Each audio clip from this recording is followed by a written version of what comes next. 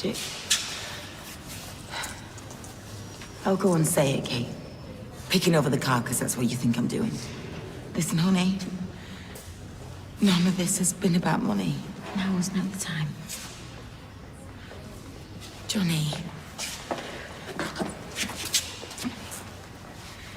Dad, I don't want today to be any harder for you than it is already. Okay, there's more important things to life than the factory. I just want you to go out there and you tell your truth. What do you mean? Underworld.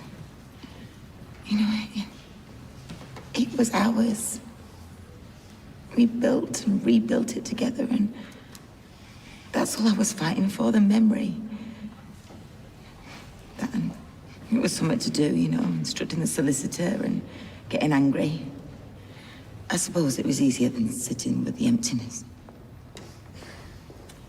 I hope it's okay. I told the solicitor to go home. There's no place for him here. You're right. Money's not important. I want it said for the record so that she can read it when she gets older. Her dad was a good man, generous man, who cared. Cared too much. Ladies and gentlemen, the court is now open.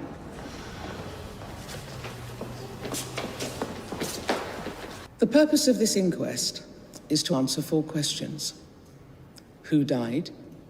When and where he died? And perhaps most importantly of all, how he came by his death. Sorry. Sorry, we've had a bit of a nightmare.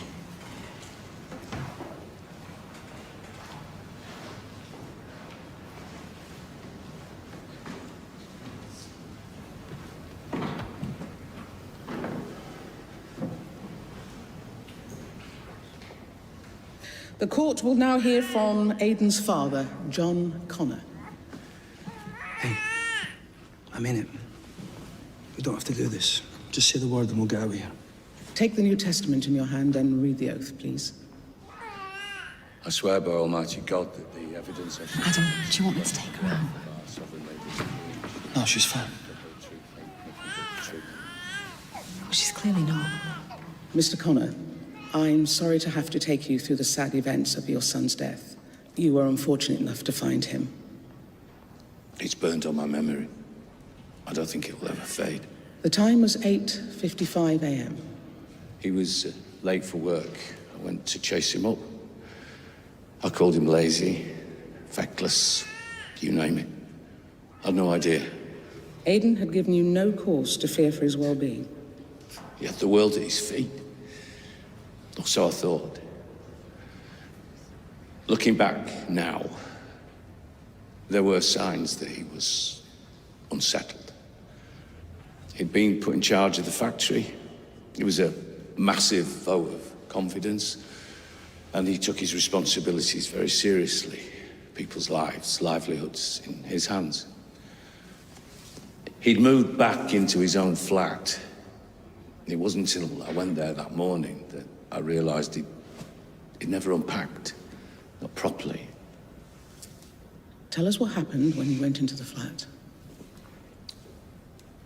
It was quiet.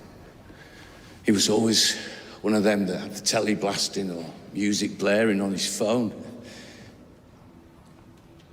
The silence made me feel uncomfortable. And then I saw the note.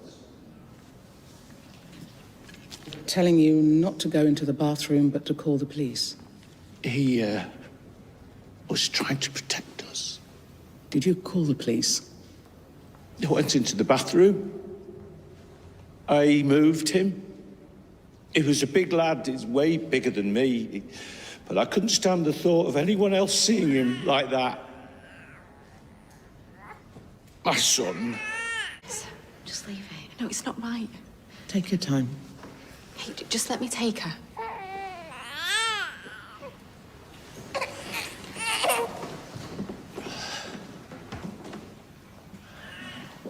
It's all right. Take your time. I'm fine, really. I heard the siren. Ambulance.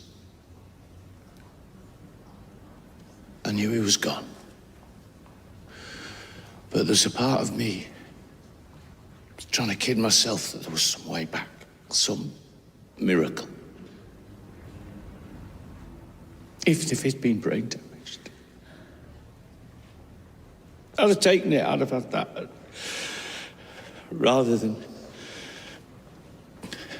not having him at all.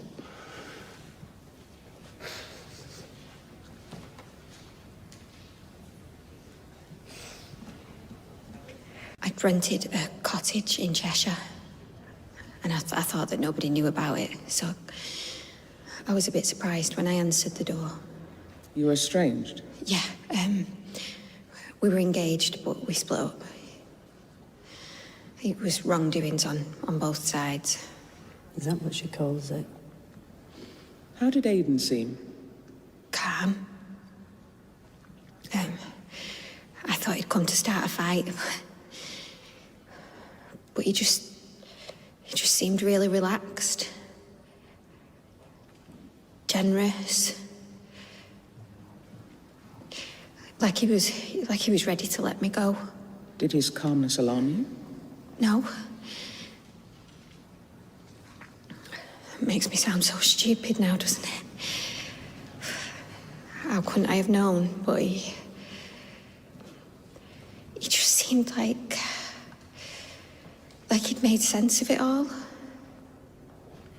All he wanted to do was dance. So we danced. I think that he thought he was setting me free.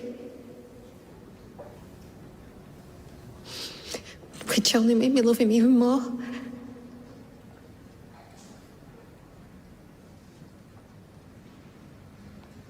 Jenny and Johnny's leaving do, but I was the one that was stressing out of it. Phone was going every 5 minutes, my laptop was pinging. He was just really calm. Too calm. I realise that now. He told me that he loved me, and I let him go. He was halfway back to Johnny and Jenny's party when I found my engagement ring. So I phoned him, but he didn't answer. So I left a message. I was ready to talk. I felt ready to admit how I felt about him. I went to bed that night thinking that we had a future. That I had my Aiden back. That night it was magic.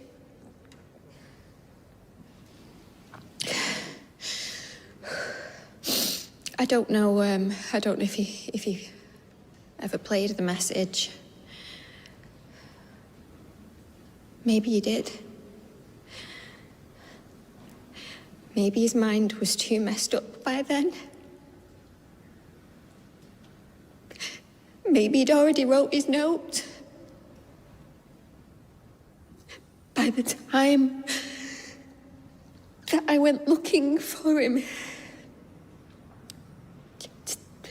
to say that I was ready to try again, he was already dead. I replayed that night over and over again. I just keep thinking, what if I'd said this? Or what if I'd done that? And then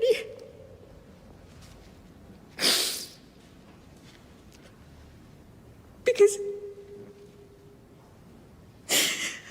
I was his last chance to save him. And I blew it. No.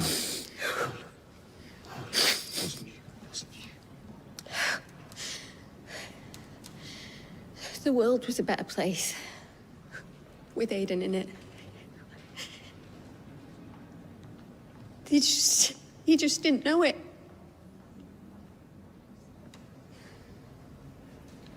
I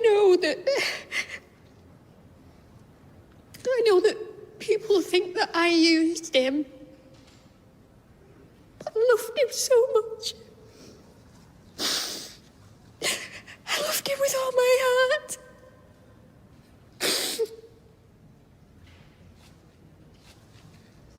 Hey, I'd seen that you'd all booked a cab. I was in the area. I thought, well, you know, I might as well take it. We're going to be here for a while. Oh, yeah, I know. No, that's fine. I'm not booked. So how's it going? It's hard. But we're coping. Well, I'm always here for you, you know that. I know the verdict was what we expected, but it was still hard to hear it out loud, wasn't it? Yeah, I know. Right. Somehow we've all got to move on from this. Without him. It's going to be hard, but if we all stick together, we can do it. Let's just be glad we've got each other still, eh?